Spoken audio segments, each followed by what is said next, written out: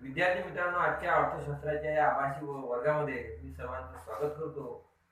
आणि मागच्या तासिकेला आपण सूक्ष्मलक्ष्य अर्थशास्त्राची वैशिष्ट्य पाहिली. त्याच्या अंतर्गत वैयक्तिक घटकांचा अभ्यास, किंमत सिद्धांत, आंशिक समतोल, विशिष्ट गृहीतकांच्या वर आधारित विभाजन पद्धती, सीमांत तत्वाचा वापर, भाषा रचनेचे विश्लेषण आणि शेवटचा जो मुद्दा आहे मर्यादित व्याप्ती, याचा आपल्याला विश्लेषण करायचं आहे. सूक्ष्म अर्थशास्त्राची व्याप्ती, तेजी मंदी, व्यवहार तोल, राष्ट्रीय उत्पन्न, दारिद्र्य, बेरोजगारी, लोकसंख्या, आर्थिक वृद्धी यासारख्या राष्ट्रव्यापी आर्थिक समस्याशी संबंधित नसून फक्त वैयक्तिक घटकांपुरती मर्यादित आहे. आणि अशा प्रकारे सूक्ष्मलक्ष्य अर्थशास्त्राची जी व्याप्ती आहे किंवा समजा ही जी वैशिष्ट्य आहे याची मर्यादित व्याप्ती आहे, याचा संबंध फक्त ही जी आर्थिक व्यवस्था, ही जी अर्थव्यवस्था, या अर्थव्यवस्थेची तेजी मंदी म्हणजे काय की मालाला एखाद्या मालाची किंमत वाढणे किंवा एखाद्या मालाची किंमत कमी होणे जनरली. नंतर व्यवहार तोल म्हणजे काय, निर्यात वजा आयात, निर्यात वजा आयात याला म्हणतात व्यवहार, निर्यात वजा आयात याला म्हणतात व्यवहार तोल. ठीक आहे. नंतर राष्ट्रीय उत्पन्न म्हणजे काय, एका वर्षाच्या कालावधीत उत्पादित झालेल्या सर्व वस्तू सेवा यांचं बाजार भावाप्रमाणे मूल्य म्हणजे त्याची किंमत. दारिद्र्य म्हणजे काय की लोकांच्या मूलभूत अशा किमान ज्या गरजा आहेत या किमान गरजा पूर्ण न होण्याची स्थिती, याला म्हणतात दारिद्र्य. नंतर बेरोजगारी म्हणजे काय, लोकांना कोणत्याच प्रकारचा रोजगार नसणे. नंतर आर्थिक वृद्धी म्हणजे काय, सतत दररोज उत्पन्नामध्ये वाढ होणे. यासारख्या राष्ट्रव्यापी आर्थिक समस्याशी संबंधित नसून फक्त वैयक्तिक घटकांपुरता मर्यादित आहे. म्हणजे अशा प्रकारे राष्ट्रीय उत्पन्न म्हणजे सूक्ष्मलक्ष्य अर्थशास्त्र हा जो विषय आहे किंवा अर्थशास्त्राची ही जी विद्याशाखा आहे, या विद्याशाखेमध्ये फक्त आपण एखाद्या वस्तूची, एखाद्या वैयक्तिक वस्तूची किंमत, त्याचं निर्धारण किंवा एखादी कुटुंब संस्था किंवा एखादी उत्पादन संस्था याच्या आर्थिक वर्तनाशी संबंधित आहे. आता आपल्याला पाहायचं आहे अर्थशास्त्राचं, सूक्ष्मलक्ष्य अर्थशास्त्राचं महत्व. आपल्याला काय पाहता येईल याचं महत्व म्हणजे याचा उपयोग कुठल्या ठिकाणी आपण करू शकतो. ठीक आहे. महत्व, नंतर याचा पहिला महत्व आहे किंमत निर्धारण. काय किंमत निर्धारण म्हणजे एखाद्या वस्तूची किंमत कशा प्रकारे आपण निर्धारित करतो. किंमत निर्धारण, प्राइस डिटर्मिनेशन. विविध वस्तूंची किंमत तसेच विविध उत्पादक घटकांच्या किमती याचे स्पष्टीकरण करण्यास सूक्ष्म अर्थशास्त्र मदत करते. म्हणजे याचा अर्थ काय की समजा एखाद्या वस्तूची किंमत कशा प्रकारे ठरली जाते, बरोबर आहे की नाही, आणि ही किंमत ठरवण्याच्या संदर्भात सूक्ष्मलक्ष्य अर्थशास्त्र आपल्याला मदत करते. आणि त्याचबरोबर उत्पादनाचे जे घटक असतात, भूमी, श्रम, भांडवल आणि संयोजक, बरोबर आहे, तर याचे जे मोबदले आहे, कोणते, भूमीचा मोबदला खंड त्याला म्हणतात भाटक, नंतर मजुरी, श्रमाचा मोबदला, नंतर भांडवलाचा मोबदला व्याज आणि संयोजकाचा मोबदला नफा कशा प्रकारे निर्धारित केले जाते, बरोबर आहे, याच्या संबंधित आपल्याला सूक्ष्मलक्ष्य अर्थशास्त्र मदत करते. नंतर दुसरा मुद्दा आपल्याला पाहायचा आहे मुक्त बाजार अर्थव्यवस्था. मुक्त बाजार अर्थव्यवस्था, मुक्त बाजार अर्थव्यवस्था, बरोबर आहे.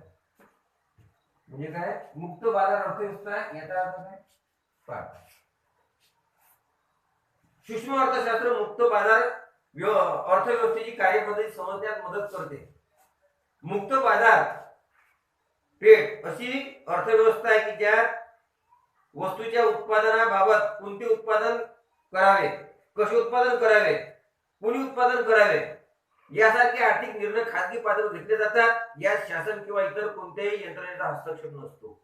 आता मुक्त बाजार म्हणजे काय की समजा एखाद्या वस्तूचं आपल्याला उत्पादन करायचं आहे, बरोबर आहे, आणि मग ह्या वस्तूचं उत्पादन किती केलं पाहिजे, कोणी केलं पाहिजे, बरोबर आहे, किंवा कोण्या पद्धतीने केलं पाहिजे, याच्या संदर्भात हे जे निर्णय आहे, हे निर्णय खाजगी पातळीवर घेतले जातात. याच्यामध्ये शासनाची जी यंत्रणा आहे, या शासनाची यंत्रणेचा कोणत्याच प्रकारे हस्तक्षेप नसतो. आता उदाहरणार्थ समजा आपल्याला मिरची पेरायची आहे, बरोबर आहे, मग आपला समजा आपला जो ही जी व्यवस्था आहे, बरोबर आहे की नाही, आणि मग मिरचीची लागवड किती असली पाहिजे, बरोबर आहे की नाही, आणि मग ही लागवड कोणी करावी, किती एकर मिरची पेरावी, जनरली आपण एक उदाहरण आपण समजा आपण घेतो म्हटलं, बरोबर आहे की नाही, आणि नंतर कोण्या पद्धतीने त्याची आपण लागवड केली पाहिजे याच्या संदर्भातले जे निर्णय आहे हे निर्णय वैयक्तिक पातळीवर घेतले जातात. यात शासन कोणत्याच प्रकारचा हस्तक्षेप करत नाही आणि अशा प्रकारची जी व्यवस्था आहे म्हणतात मुक्त बाजार अर्थव्यवस्था. मुक्त बाजार अर्थव्यवस्था, बरोबर आहे की नाही?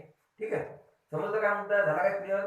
मुक्त बाजार अर्थव्यवस्था म्हणजे अशा प्रकारची बाजार यंत्रणा की ज्याच्यामध्ये एखादी जी वस्तू आहे, एखादी वैयक्तिक वस्तू आहे, या वस्तूचं उत्पादन कोणी करावं, कोण्या पद्धतीने करावं आणि किती करावं या संबंधीचे जे निर्णय आहे, हे निर्णय खाजगी व्यक्तीला किंवा वैयक्तिक व्यक्तीला म्हणजे वैयक्तिकरित्या घेण्याचे अधिकार असतात. या शासन कोण्या प्रकारचा हस्तक्षेप करत नाही, याला म्हणतात मुक्त बाजार अर्थव्यवस्था. ठीक आहे.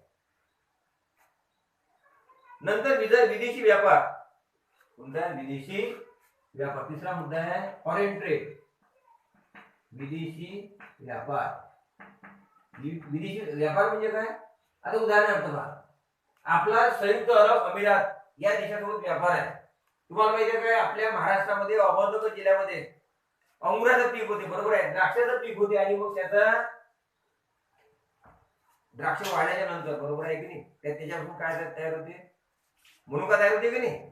आणि हा जो मनुका आहे, मनुका या हा चांगला पौष्टिक पदार्थ आहे आणि जवळजवळ 4000 कोटी रुपयाचा संयुक्त अरब अमिरात या देशासोबत आपला विदेशी व्यापार आहे, बरोबर आहे. लक्षात नाही आलं काय? म्हणजे परक्या देशासोबत व्यापार असते. ठीक आहे, म्हणजे आपल्या देशातील वस्तू दुसऱ्या देशात विकणे, दुसऱ्या देशातील वस्तू आपल्या देशात विकण्याकरता आहे. म्हणजे याचा संबंध कशासोबत आहे? आयात निर्यात. याचा संबंध कशासोबत आहे? आयात निर्यात. विदेशी व्यापार सूक्ष्म अर्थशास्त्र हे जगात शुल्काचे विशिष्ट वस्तूवरील परिणाम. म्हणजे कसं? जकात शुल्क म्हणजे काय? जकात शुल्काचा अर्थ काय? जकात, टॅक्स. आता उदाहरणार्थ समजा आपण अमेरिकेमधून समजा एखादा टीव्ही आणला तर त्याच्यावर आपला भारत सरकारवर टॅक्स लागते की नाही? याला आपण काय म्हणतो? जकात शुल्क परिणाम. म्हणजे समजा आपण एखादी विदेशी वस्तू समजा आपण टॅक्स जर वाढवला, जकात जर वाढवला तर त्याचा काय परिणाम होते? त्याचा काय परिणाम होतो, बरोबर आहे. नंतर कोणत्याही दोन देशाच्या चलन विनिमय दराची निश्चिती. म्हणजे याचा अर्थ काय? कोणत्याही दोन देशाच्या चलनाची विनिमय दराची निश्चिती. याचा अर्थ काय? आता पहा, अमेरिकन डॉलर, एक अमेरिकन डॉलर बरोबर जवळजवळ किती रुपये? 65 रुपये येतात जवळजवळ. किती येतात? एक अमेरिकन डॉलर बरोबर किती? 65. लक्षात नाही काय? म्हणजे समजा दोन देशाचे जे चलन आहे, बरोबर आहे, याचा एक्सचेंज रेट किती, याचा विनिमय दर किती हे ठरवणे. नंतर आंतरराष्ट्रीय व्यापारातील फायदे. आंतरराष्ट्रीय व्यापारात म्हणजे काय? दोन देशामधला व्यापार, दोन देशामधला व्यापार याचा फायदा. आता उदाहरणार्थ पहा, भारत आणि चीन. मागच्या तासिकेला आपण काय पाहिलं की भारत आणि चीन याच्या दरम्यानचा जो व्यापार आहे, विदेशी व्यापार आहे किंवा आंतरराष्ट्रीय व्यापार आहे, या आंतरराष्ट्रीय व्यापारामध्ये भारताचा फायदा आहे का चीनचा फायदा आहे? चीनचा प्रचंड फायदा आहे. भारतात याच्यामध्ये फार मोठं नुकसान आहे, बरोबर आहे की नाही? म्हणजे अशा प्रकारे विदेशी व्यापारातील फायदे यासारख्या विदेशी व्यापारातील विविध पैलूंचे स्पष्टीकरण करण्यास मदत करते, बरोबर आहे. आणि अशा प्रकारे ते सूक्ष्मलक्षी जे अर्थशास्त्र आहे, हे अर्थशास्त्र विदेशी व्यापाराच्या संदर्भातील जे समजा जकात शुल्क जर वाढवला तर त्याचा व्यापारावर काय परिणाम होईल, नंतर कोणत्याही दोन देशाचे हे जे चलन आहे याच्या विनिमय दराची निश्चिती करणे, नंतर आंतरराष्ट्रीय व्यापाराचे कोणते फायदे होतात, यासारखे विदेशी व्यापारातील विविध पैलूंचे स्पष्टीकरण करण्यास सूक्ष्मलक्षी अर्थशास्त्र मदत करते. नंतर आर्थिक प्रारूपांची निर्मिती. तुमचं इथं आर्थिक प्रारूप म्हणजे काय? मॉडेल पाहिजे निर्मिती.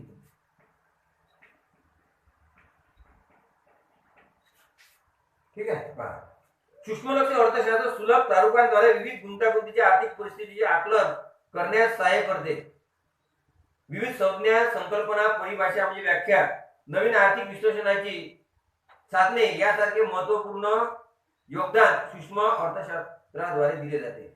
म्हणजे अशा प्रकारे समजा एखादी आर्थिक समस्या आहे आणि आर्थिक समस्या कशा प्रकारे आपण सोडवली पाहिजे याच्या संदर्भात अनेक हे शास्त्रज्ञ आहेत यांनी आपलं मॉडेल सुचवलेलं आहे, बरोबर आहे. लक्षात नाही आलं काय? पहा, आता उदाहरणार्थ तुम्हाला माहिती आहे काय की आपल्या देशाच्या बाजूचा एक देश आहे, कोणता? बांगलादेश. तिचे अर्थतज्ञ कोण आहे? मोहम्मद युनूस. यांना सुद्धा नोबेल प्राइज प्राप्त झाला आहे. त्याचबरोबर भारतीय अर्थतज्ञ कोणते? अमर्त्य सेन यांना सुद्धा नोबेल प्राइज प्राप्त झाला आणि त्यांनी मग आपल्या देशामध्ये म्हणजे आर्थिक कल्याण, जनतेचं आर्थिक कल्याण कोण्या पद्धतीनं करायला पाहिजे याला म्हणतो वेलफेअर इकॉनॉमिक्स. याच्या अंतर्गत काही त्यांनी मॉडेल सुचवले, बरोबर आहे की नाही. आणि अशा प्रकारे लक्षात घ्यायला काय, समजा गरिबी दूर करण्याकरता किंवा दारिद्र्य दूर करण्याकरता किंवा बेरोजगारी दूर करण्याकरता अनेक अर्थतज्ञांनी एक मॉडेलची निर्मिती केलेली आहे, बरोबर आहे.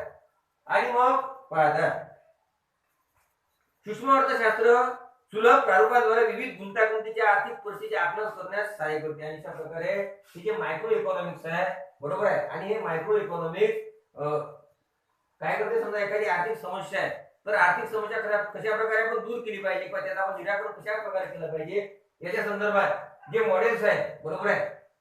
लक्षात घ्यायला काय, याची निर्मिती करण्याच्या संदर्भात सूक्ष्म लक्ष अर्थशास्त्र आपल्याला मदत करते. विविध संज्ञा म्हणजे दारिद्र्य याची व्याख्या आपल्याला व्याख्या कशा प्रकारे करते, किंवा समग्र मागणी आहे, समग्र पुरवठा आहे, किंवा गुंतवणूक आहे की किंवा भांडवल आहे, लक्षात घ्यायला काय, किंवा विनिमय दर, अशा प्रकारच्या विविध अर्थशास्त्राच्या संकल्पना आहे, ठीक आहे.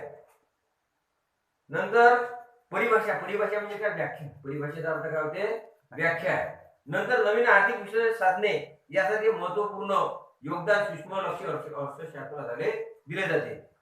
नंतर व्यावसायिक निर्णय, व्यावसायिकांना महत्वपूर्ण व्यावसायिक निर्णय घेण्यास सूक्ष्म आर्थिक सिद्धांत मदत करते. या निर्णयाद्वारे उत्पादन खर्चाची निश्चिती, वस्तूची किंमत निश्चिती आणि महत्तम उत्पादन आणि नफा इत्यादीचा समावेश होतो. म्हणजे समजा एखादा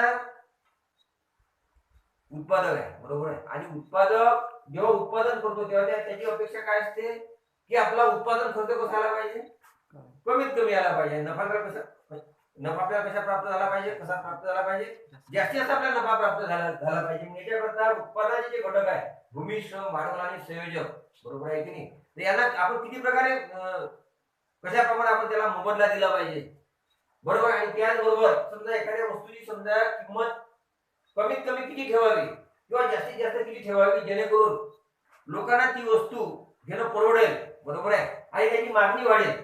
त्याची काय मागणी वाढेल याच्या संदर्भात जे निर्णय आहे हे निर्णय घेण्यास आपल्याला सूक्ष्म लक्ष अर्थशास्त्र मदत करते. तर नंतरचं जे प्रकरण उपयोगिता, याच्या अंतर्गत सीमांत उपयोगिता आहे, वस्तूची किंमत वगैरे बाकीचे हे जे सिद्धांत आहे किंवा समसीमांत उपयोगिता सिद्धांत याच्या संदर्भात आपण पुढल्या प्रकरणामध्ये याची आपण माहिती पाहणार, बरोबर आहे. म्हणजे अशा प्रकारे हे जे व्यवसाय आहे, व्यावसायिक आहे, उत्पादक आहे, बरोबर आहे की नाही, या उत्पादकाला उत्पादन खर्च कमी ठेवण्यास, उत्पादन खर्च कमीत कमी किती ठेवला पाहिजे, बरोबर. आणि त्याच्या माध्यमातून जास्तीत जास्त नफा आपल्याला कशा प्रकारे प्राप्त करता येईल याच्या संदर्भात निर्णय घेण्याच्या संदर्भात सूक्ष्म लक्ष अर्थशास्त्र आपल्याला काय करते, मदत करते, ठीक आहे. नंतरचा लास्ट बट वन, शासनाला उपयुक्त म्हणजे सूक्ष्म लक्ष अर्थशास्त्र याचे जे सिद्धांत आहे किंवा ही विद्याशाखा आहे, ही विद्याशाखा शासनाला त्याचे जे निर्णय आहे हे निर्णय घेण्यास कशा प्रकारे उपयुक्त आहे, शासनास उपयुक्त.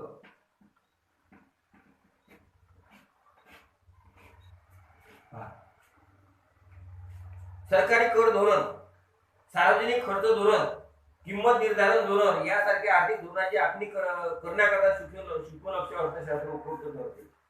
सरकारी कर धोरण म्हणजे काय, म्हणजे सरकारनं कोण्या पद्धतीने कर गोळा केले पाहिजे. आता उदाहरणार्थ पहा, समजा श्रीमंत लोक आहेत, श्रीमंत लोकांजवळ पैसा जास्त असते आणि श्रीमंत लोकांना पैशाची किंमत कशी वाटते, कमी वाटते की नाही.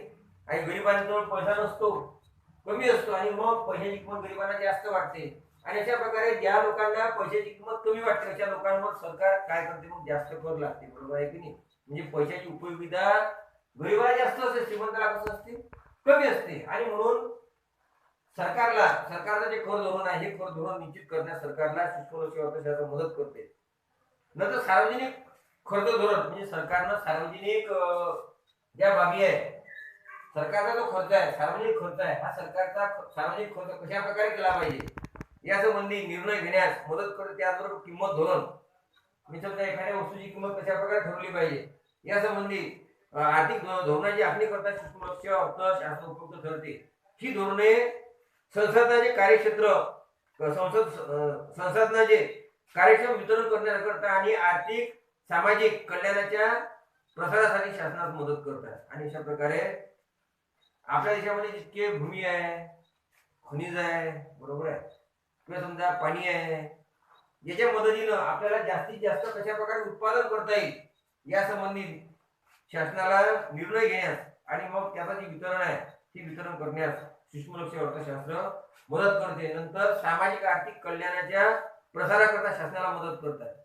आता जनतेचं आर्थिक कल्याण म्हणजे काय, की जनतेचं महत्तम समाधान, जनतेचं काय महत्तम समाधान. आणि मग जनतेचं महत्तम समाधान कशा प्रकारे होईल, कशा पद्धतीने होईल, की जनतेला ज्या ज्या गोष्टीची आवश्यकता आहे त्या त्या गोष्टीचं उत्पादन होणे, बरोबर. आणि झालेलं जे उत्पादन आहे हे उत्पादन जो गरजू व्यक्ती आहे त्या गरजूपर्यंत पोहोचणे, गरजू व्यक्तीपर्यंत पोहोचणे, की जेणेकरून त्याला महत्तम समाधान प्राप्त होईल. आणि अशा प्रकारे सरकारची उत्पादन व्यवस्था नंतर वितरण व्यवस्था कशी असली पाहिजे, कार्यक्षम असली पाहिजे. आणि ही जी यंत्रणा आहे ही यंत्रणा कोणत्या पद्धतीनं कार्यक्षम करता येईल या संबंधी निर्णय घेण्यास किंवा यासंबंधी कार्य करण्यास सूक्ष्मलक्ष्य अर्थशास्त्र आपल्याला मदत करते.